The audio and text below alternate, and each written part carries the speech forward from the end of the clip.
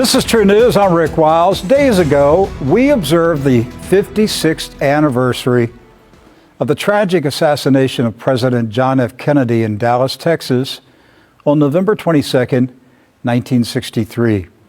The presidential motorcade passed through Dealey Plaza in downtown Dallas.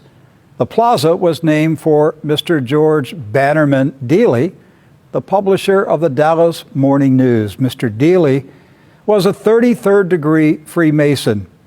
Riding in the limousine with President Kennedy was First Lady Jacqueline Kennedy and Texas Governor John Connally and his wife, Nellie Connally. Some close eyewitnesses said the presidential limousine slowed down and nearly stopped. Other witnesses said the car completely stopped seconds before the shots were fired. Governor Connally was a World War II veteran and a longtime hunter. He immediately recognized the sound as that of a high-powered rifle. He saw President Kennedy had been shot. Within seconds, the Texas governor was shot in his upper right back. He shouted, "Oh no, no, no, my God, they're going to kill us all." His wife, Mrs. Connally, saw President Kennedy grasp his face and throat. She heard another gunshot and heard her husband yelling. She turned her eyes from Kennedy to her husband, at which point she heard another gunshot. She said that the limousine's rear interior were covered with fragments of President Kennedy's skull, brain, and blood.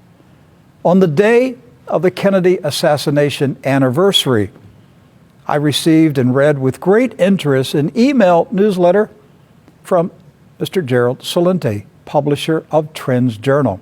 I don't recall ever hearing Gerald's story, but it is fascinating. He had a personal conversation with Governor Connally about the assassination, and the governor made a cryptic remark to Gerald that you must hear. Trends Journal publisher Gerald Celente is with me right now. Gerald, welcome back to True News. Thank you for having me.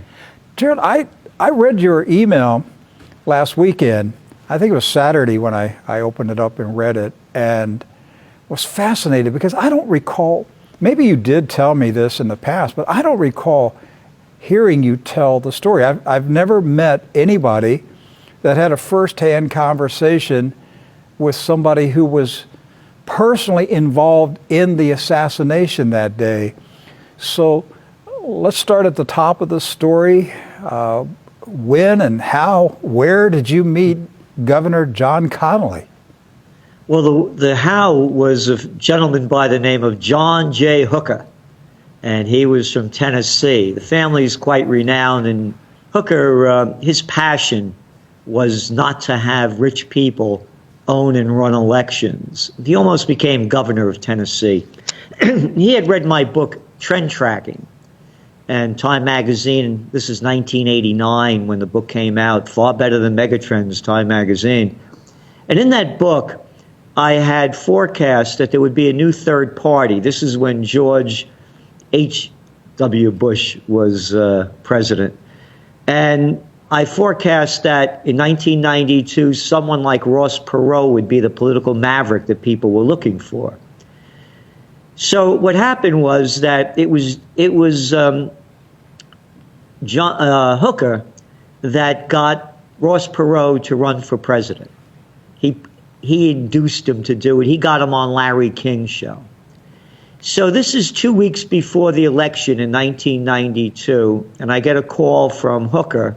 He had sent my book to John Connally, and Connally wanted to meet me because he wanted to know how I figured this out, what I saw coming, and so I was asked to meet him in Dallas. First, I flew to Nashville, spent the night with John J. Hooker. He had this penthouse apartment overlooking Nashville with pictures of him in Kenny Bunkport with the Kennedys. He was with Hubert Humphrey. He was with everyone, this Hooker. He was into the crowd. So we fly to Dallas the next day, and we meet at the Anatole Hotel. And it was me, Hooker, a woman by the name of Rama Fox. She was Larry King's girlfriend at the time. And again, it was Hooker that got Perot to go on Larry King when it was a big show to announce his presidency. And Pat Caddell, may he rest in peace, also was Hooker's passed on. That was the pollster under Carter and was also doing Perot's polling. Perot was zooming in the polls at this time. What happened was that as I'm listening to Connally speak at lunch, and I didn't like Connally from what I knew from the media, but I figured I got to meet this guy. And I was embarrassed of myself for prejudging someone I had never met. What did you think, Gerald? What did you think about him before you met him? I thought he was this arrogant guy. He went from Democratic governor of Texas to the Treasury Secretary under Richard Nixon. And he's the guy that took us off the gold standard. And it was very responsible for that. So I didn't think much of him. And I just thought he was a guy who'll do anything to get anywhere. He started talking, and the first emotion I had was I was embarrassed for myself for prejudging someone. Every sentence that he spoke was a paragraph, and every paragraph was a page. And as the others were interrupting, and I'm the outsider there, I started interrupting them so I could go back to hear what Connally was saying. So we're having lunch, we finished lunch, and Hooker says, "Well, John, the limousine's waiting." And he said, "Let me go get Nellie." So he went and got his wife. We piled in the limousine. It was me and Connally, Hooker, Caddell, Rama Fox, and his wife Nellie. And it was their first time back to the Daley Plaza, to the site of the assassination. Their first time back since the assassination. They didn't even go there for the memorials when they made that a memorial. So we're parked out in front in the limousine, and what you see is the side. That's the side of the building. We were out front, and he starts telling the story of what happened that day. And he said, "I heard a gunshot." He said, "I looked over to my shoulder." He said, "I knew it was a gunshot because I've been hunting since I'm a little boy." He said, "I was scrunched up in the seat." They had these folding seats in those days in the limousines, and he was a big guy, not like today. He said, "I was holding my Stetson hat on my knee, and I was wearing a dark blue suit that day, and I looked over to my left, and there were brains on my shoulder." He said, "I knew there were brains because my daddy was a butcher." And he went on to say, then he said, then I felt a pounding on my back. And the bullet, of course, rips through his back, through his hand, through his hat, through his knee. He goes flying forward. Nellie, as you see from the pictures in the video, she throws herself on top of him. Remember, his bullet goes through his back, through his lungs, through his hand out. And he said, Parkland Hospital was about 20 minutes away. We made it there in about 12 minutes. He said there was a doctor that was taking a break that saw the motorcade come screaming in. The doctor turned out to be a thoracic surgeon. Remember, his lung is blown out. What helped save his life was Nellie on top of him, compressing the hand against the wound, because if the wound was opened up, he would have suffocated. So he said, and Nellie interrupted, and nobody asked them, what they thought. I mean, it would be, disrespectful. And so Nellie said she heard 3 gunshots. That's what they told the Warren Commission. We went out, and there's a photo of me, him, and his wife, Nellie, as you see in the release, in front of the book depository. It's taken with a Polaroid camera by Rama Fox.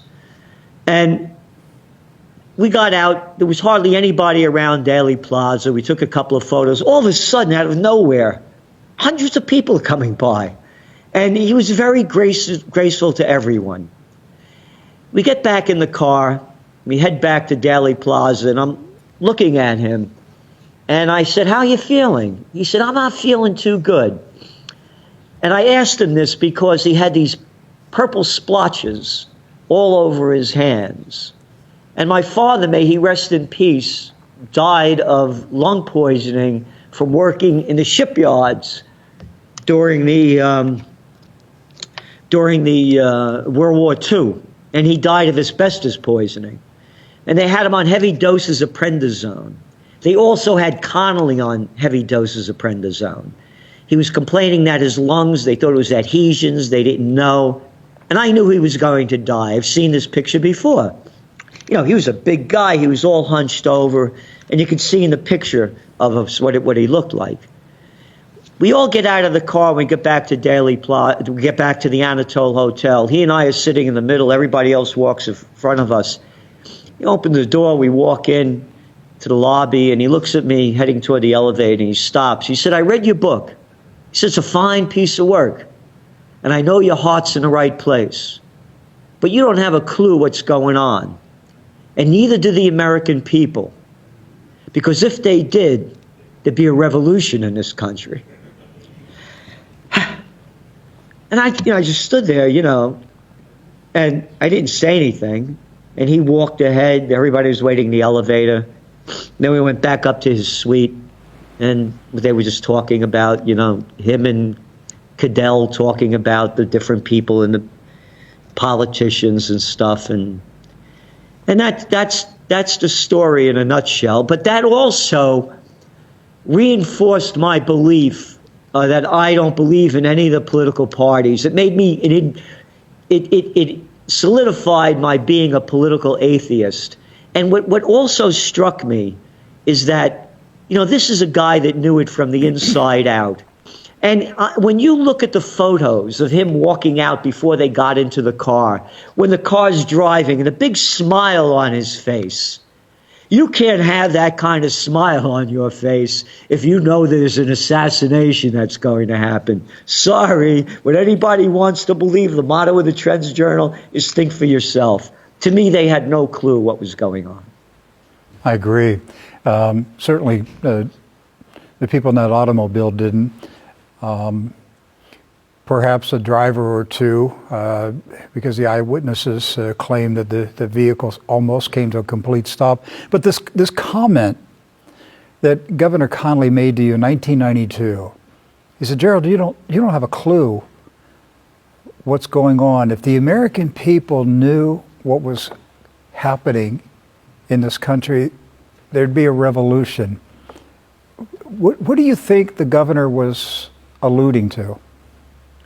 The massive corruption, the hate and crimes being committed.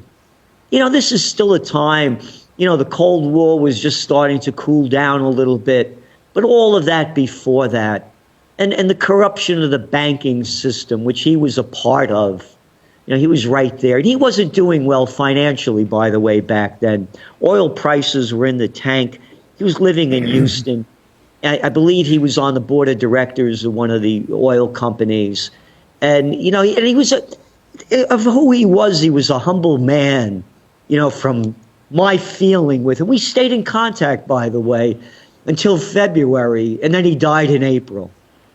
So, so the corruption of what's going on in this nation. Look what's going on. I mean, the equity markets are flying high again. Look, go back to last Tuesday. What did the New York Fed do? They pumped in $92 billion into the repo markets. Oh, what's a repo market? Who cares? It's where the criminals get their money to gamble. The people, the money junkies. The Federal Reserve has pumped in $13 trillion since September 17th into the repo markets to artificially inflate the equity markets, as everybody else is in Slavelandia is struggling to make ends meet. What is it? 40% of the American public doesn't have $400 if something happens, if their car breaks down, a medical emergency or whatever. So that's, to me, what he was talking about. How this nation of we the people became a nation, and even back then, it was going to become the 1%.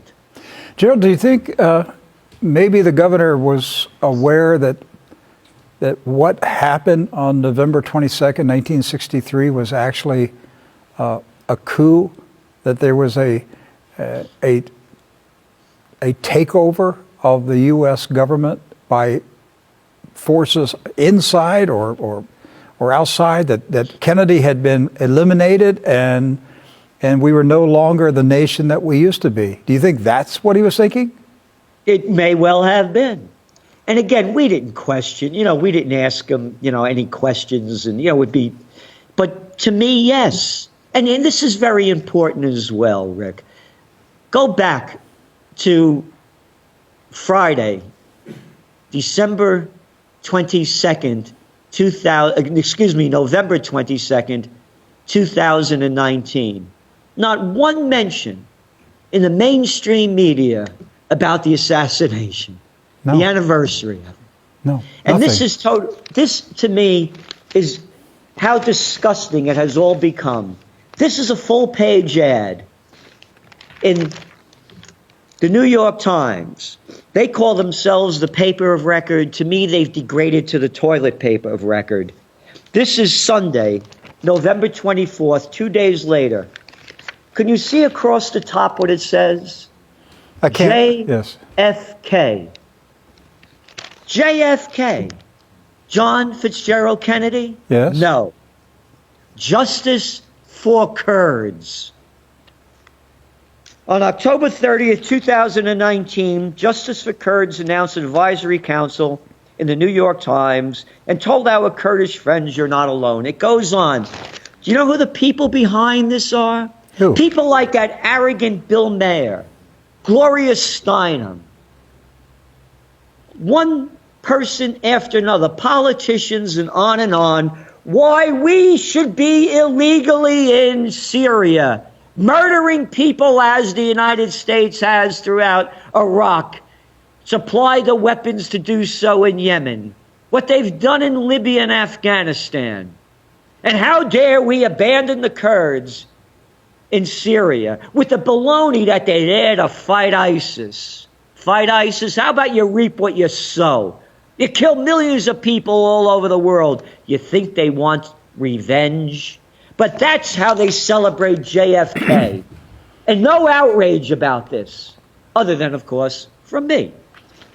Most of the American people have forgotten about John Kennedy. It's only 56 years ago. For me, look, I was a kid in elementary school. John F. Kennedy was, he was a hero to us, and I was raised in an old style Democrat family. Kennedy family, Truman, Roosevelt. So I'm not a Democrat these days. I'm not a Republican these days. But I grew up in that type of environment, and Kennedy represented a bright future for us, and he was taken out, and then his brother was removed, and there's a lot of questions about how the two Kennedys were killed, and that's why I'm asking, Gerald, is like, is all the stuff that we're complaining about now, did it all originate in Dealey Plaza in 1963? Was there a takeover of the United States of America? I believe so. And it was, go back to Kennedy, it was against the CIA for what they wanted to do with Cuba. And I believe that, that was a big part of it as well. And by the way, the story, you mentioned about how you grew up. We moved from the Bronx to Yonkers. And I went to Catholic school at the time. And of course, the Catholic Church was really pumping Kennedy. And so I went to see him, not for that reason, but I'd also seen in Larkin Plaza in Yonkers, I saw Eisenhower, Kennedy, and Nixon. It was right at the train station.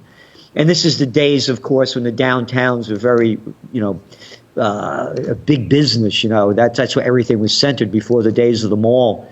And anyway, I'm this little kid, this wiry kid in the 6th grade in grammar school, and Kennedy gets in the car, and they start pulling away from the train station. I ran down, and I actually touched his hand as the car was pulling away. Did you really? Yeah. And then here I am, all those years later, with Connally in front of the book depository. So it's an amazing story, Gerald. I mean, very few people have that kind of contact with history. And that's why I wanted you to come on the program, because this needs to be, I don't know if you've ever made a video recording of this story, and no, I never have. No, I wanted like this. I wanted this to be recorded. I wanted people to see the story and hear it, because Kennedy has been forgotten, and what was done to Kennedy has been erased. You're not even allowed to talk about it. If you see, we're in this atmosphere now that if you question anything, you're automatically a candidate for the loony farm. And so our minds have been locked down, and independent intellectual thinking is now prohibited in America. You're told this is what happened. This is what you have to believe. You mentioned Kennedy is questioning the CIA. Well, another thing that he was doing at that time was he was in a long-running battle with the new state of Israel over nuclear weapons. And he actually was planning, according to some people who were aware of what was happening in the White House, he was actually thinking about sending American Special Forces to Israel to seize Dimona, to stop Israel from developing nuclear weapons. So there were things going on in the early 60s that most people have forgotten about, and we're certainly not allowed to talk about reasons that somebody may have wanted to kill Kennedy. And it may have been that a group of people got together. They all had reasons, and they all said, let's work together on this. But I don't buy the official story. I've never bought it, don't believe it. And I think Jim Garrison in New Orleans was onto it, and his investigation was never allowed to fully be developed. Hey, before you go, I do want to ask you, I'll go back to what you said about the repo market. All right, you and I know what the repo market is, okay? So it's not about repoing cars. But repo means repurchase.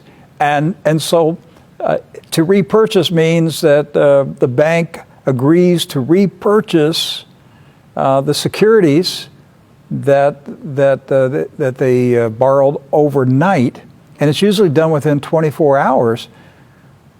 Is there any sign, Gerald, that all these billions of dollars are being repurchased? No. What somebody I follow that I highly respect, Pam Martin, and she puts out an alert each day. She's saying that most, from what I'm reading and gathering from the information, that most of the money is going to the trading houses, so they could keep gambling. And it's just another point on the Kennedy and what you brought up about the changes. I'd just like to stay on this for 1 second. Is that, think about it. He follows Eisenhower. General Dwight D. Eisenhower, 5-star general, Supreme Commander of the Allied Forces, 2-term president. He hated war because he saw the destruction of it. And what's his farewell address as Kennedy's coming into office? That the military-industrial complex is robbing the nation of the genius of the scientists, the sweat of the laborers, and the future of the children. And then Kennedy comes in, and what Eisenhower was talking about, and Kennedy was doing as per what would happen with Cuba, the whole game changed after that. And America became again and stayed on the course of becoming the military-industrial complex. So when I get emotional about this, Yes. it's because I love being an American. I couldn't be me if I was born anywhere else. I had the freedom to be who I wanted to be and who I am.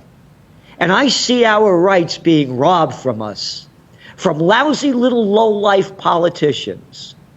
And I honor the Constitution and the Bill of Rights, and I don't need anyone dressed up in their black gowns or anywhere else telling me what it means and how to interpret it. So the tears that I shed are for the joy that and love that I have as being an American and what the country stands for. Do I know about the atrocities committed by others with the genocide against, the indigenous people? Of course I do. And the other terrible things that happen? Of course I do. But that has nothing to do with the Bible. And the Bible is, to me, in what this country represents, is the Constitution and the Bill of Rights. And that's what I fight for. Because I will not die for war, but I will fight for peace, and I do fight for peace as a warrior for the Prince of Peace.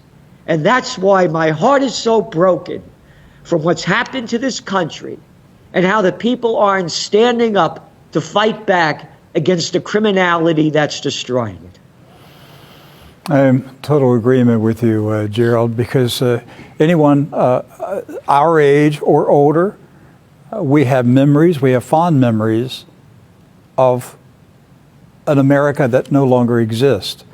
And I think all of us can point back and say the trajectory downhill started in the 60s. And it's been a steady decline as this country has just gone into the abyss of immorality and corruption.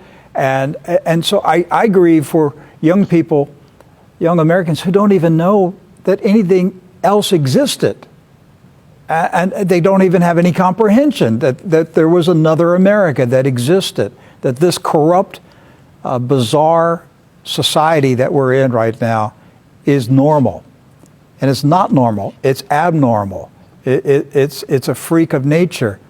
And what we have right now, Gerald, is that the leadership of America is completely failed. The upper echelon, the elite that have been in control of America since the 60s, they have failed in everything that they've touched. And look at the state that we're in right now. Jeffrey Epstein.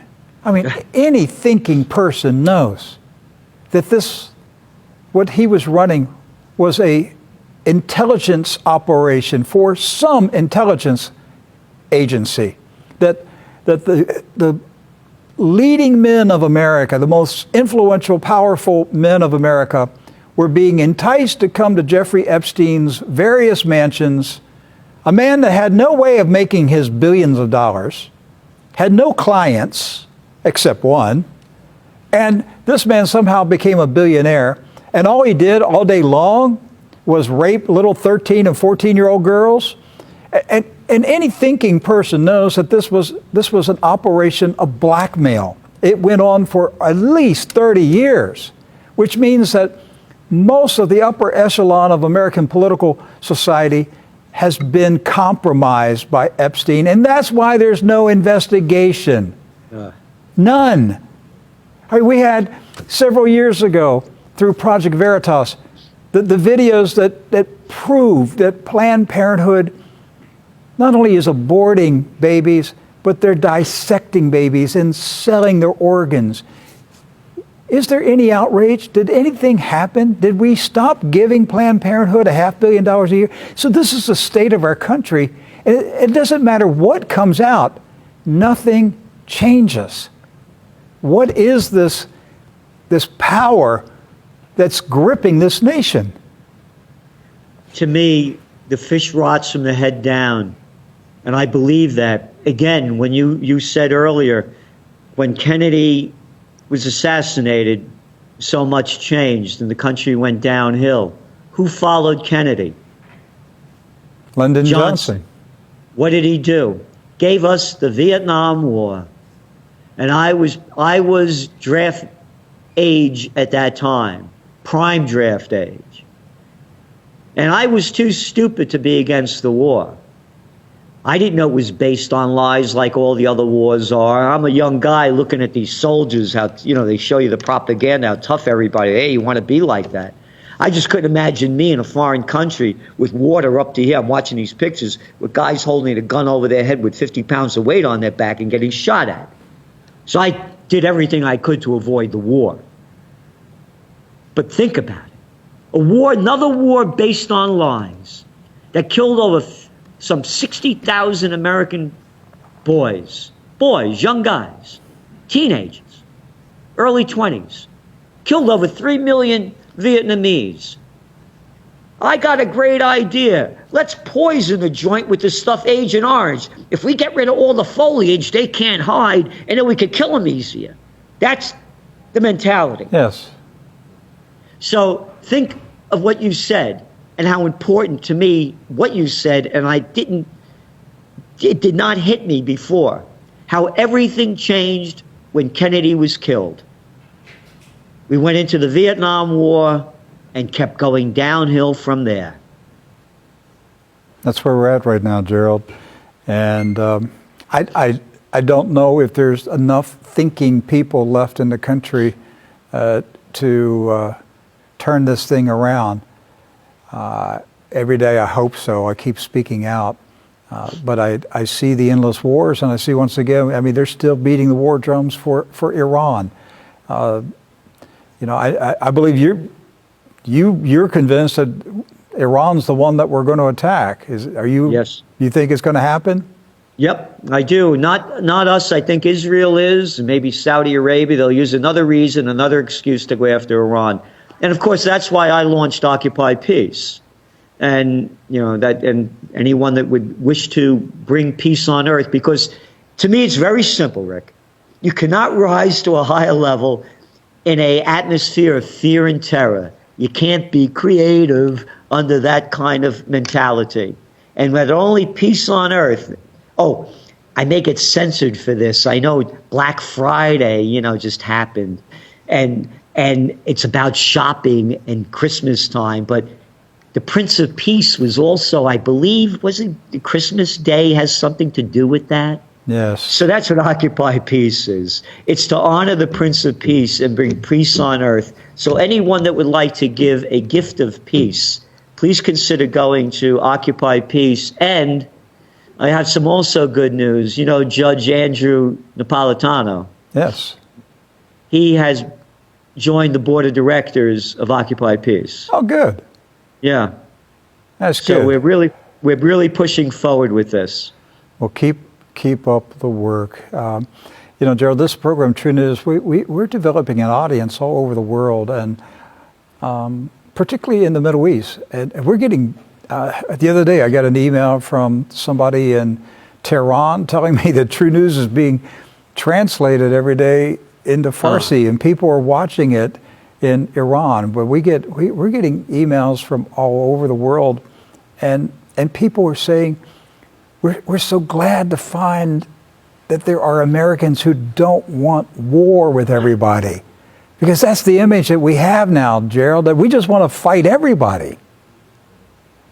It's sick. Again, when we talk about what's going on at all the other levels of society, again, the fish rots in the head down. What makes it any different from an Obama or a going? I don't want that guy. I want that guy Gaddafi out of there. I want him out of there. I want that guy Assad out of there, or a Bush. I want that guy Hussein out of there. What makes them any different than from some sick person? I hate the kids in my class. I hate the people in that bar in El Paso or Dayton, Ohio. I'm going to kill them. What makes them any different? They're in control of the nation. That's it, Gerald. No, but their mentality, they're murderers. Doesn't make it. They're murderers. Yes. They're murderers. They're murderers, and no one wants to call a murderer a murderer. And Trump is doing the same thing. Look what they're doing to the Venezuelan people, the Iranian people with these sanctions that are causing these hardships. I heard him the other day at the rally in Florida telling the Floridian voters, our troops are coming home. Like, they're not coming home. They're not coming home. You just added more troops to Syria. Every time he says he's bringing troops home, have you noticed that something happens and there's some type of incident, and immediately, the John Bolton type guys go running into the Oval Office saying, Mr. President, you can't bring the troops home. You got to put more troops there. And if you watch the sequence of events, you see the same plays over and over and over, and you think, how can people be this gullible that they don't see how they're being manipulated by a war lobby? But what we have is what I call the perpetual war, corruption, sleaze, and pedophilia party. It's really what it is. These people are pedophiles too. Yeah, they're freaks. They're freaks. Cowards, liars, freaks, and fools. The presidential reality show. And again, it's not only the United States, it's leaders around the world. When you want this kind of power, there's something wrong with you. Eisenhower again said it to the effect that anyone that seeks the office is either insane or crazy. And that's what it is. You don't seek it. You're called for it, as he was. And Eisenhower was. They went to him and said, would you accept the nomination? He didn't want to, he wasn't running back in the 50s. He was pursued by people who said, we want you to be the president of the United States. But now we have we have people that shouldn't be on a city council running for president of the United States, Hey, Gerald, thank you so much. I appreciate you taking time to tell us this story. And just tell our audience how they can subscribe to the Trends Journal. Trendsjournal.com, trendsjournal.com. We tell you what's happening, what it means, and where it's going. It's knowledge is power, and that's what the Trends Journal is. It's the only magazine like it in the world that gives you history before it happens. And so please consider subscribing, and please also do what you can to bring peace on earth, goodwill to men, and go to occupypeace.com and give a gift of peace for this Christmas. All right. Thank you so much. Gerald Celente, my guest today. Thank you, Gerald. Love you. Yep. Always glad to have you here. God bless. We'll see you on our next edition of True News.